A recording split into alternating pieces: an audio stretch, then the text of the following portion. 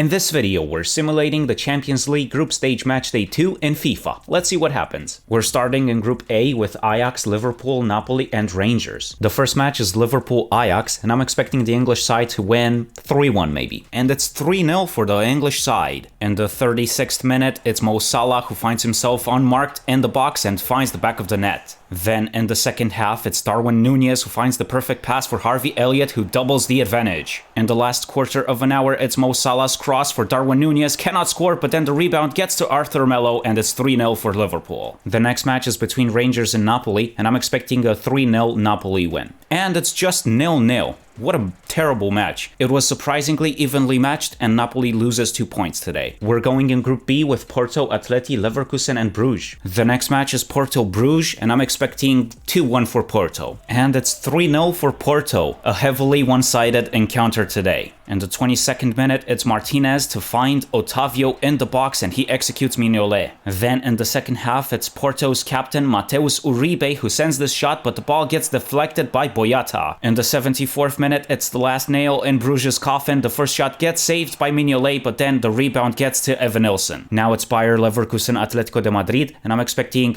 maybe a 0-0 draw. And it's actually 0-0. You know, it's quite rare, but I do get it right sometimes. However, this was a terrible match, completely uneventful. We're switching to Group C with Bayern, Barca, Inter, and Victoria Plzen. Now it's Victoria Plzen Inter. This should be one-sided, maybe 4-0 for Inter. And it's just 1-0. Even though they dominated the game, they only scored once. And it was a beautiful attacking play. It's Lukaku for Lautaro Martinez who backheels it back to Lukaku, who defeats Stanek. The next match is Bayern-Barcelona, and even though Barca is significantly stronger in this season, I still believe that the German side is going to win, maybe 2-0. And it's 3-1. Well, at least I got the goal difference right. In the 22nd minute, it's Müller to find the Thomasist for Mane. Only 7 minutes later, it's the same Müller to find a decisive pass for Serge Gnabry this time. The goals just kept coming, and it's Thomas Müller to find the hat-trick of assists 9 minutes later, and it's Mane with the brace. And right before halftime, in the 45th minute, it's Jules Koundé to defeat Neuer, who was uninspired. We're jumping in Group D with Frankfurt, Spurs, Sporting, and OM. The next match is Sporting Spurs, maybe 2-0 for the English side. 3-0 for Tottenham. I was this close to getting it right, but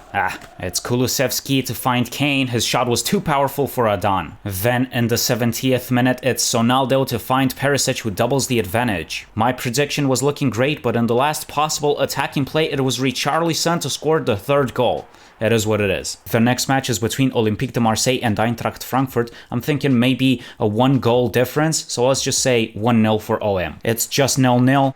A lot of goalless encounters today. The only significant opportunity came in the 67th minute with Dimitri Payet alone in the box but cannot defeat Kevin Trapp. We're halfway through, so now is a good time to press like and subscribe as they help with the YouTube algorithm. Thank you. We're going in Group E with Milan, Chelsea, Salzburg, and Dinamo Zagreb. The next match is AC Milan, Dinamo Zagreb. I don't believe that the Croatian team can surprise us yet again, so I'm saying 2-0 for AC Milan. And it's 2-1. Milan gets the 3 points. In the 24th minute, AC Milan combined very well, and Olivier Giroud scores the first goal of the match. In the last sequences of the match, AC Milan managed to double their advantage after another tiki-taka style of play. However, 4 minutes later, Dinamo Zagreb reduces the difference. It's Ivanusets to defeat Magic Mike. Now it's Chelsea RB Salzburg. The English side must win this one. Let's go with 2-0. It's just 0-0. Graham Potter's team is not performing well at all right now. Even though they've had many opportunities with 3.8 expected goals, they couldn't score. By far, the most important opportunity missed by Chelsea came in the last attacking play, but Havertz couldn't finish. We're jumping in Group F with Real Madrid, Leipzig, Shakhtar, and Celtic. The next match is Shakhtar-Celtic. Even though the Ukrainian team won last time against Leipzig, I don't think they can replicate that performance, so I'm still leaning towards the Scottish team.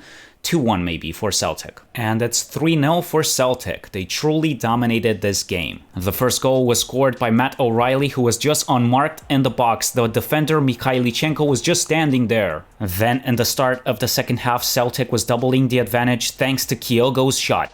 Then in the 79th minute, it's Celtic to score again after this lucky rebound to David Turnbull. The next encounter is between Real Madrid and RB Leipzig. I'm not necessarily expecting a goal fest today, so let's just go with 2-1 for the Spanish side. and it's 2-1 for the Spanish side, but it was kind of a struggle for Real. RB Leipzig started the game perfectly. Dani Olmo combines well with Kevin Campbell, who manages to score. However, it seems that at halftime, Carlo Ancelotti motivated his team well and Luka Modric scores the equalizer. In the last sequences of the match, it's Benzema's insistence that pays off. It's the keeper who loses the ball, and then the phenomenal chip from Karim, the Dream, who makes another victim after Karius and Donnarumma. Now Gulashi commits a grave mistake against Real Madrid's star striker. Time to go in Group G, where we have Manchester City, Sevilla, Dortmund, and Kopenhagen. The next match is Copenhagen-Sevilla, and even though the Spanish side is not really performing that well right now, I'm still expecting them to win, maybe with just 1 goal difference. Let's go 1-0. And that's a 2-0 victory for Sevilla today. They started scoring quite late in the game. It was difficult to destroy their defense, but finally in the 72nd minute, Juan Jordan scores. In the last minutes, it's Montiel to get the ball back, which created this attacking opportunity. Kasper Dolberg scores.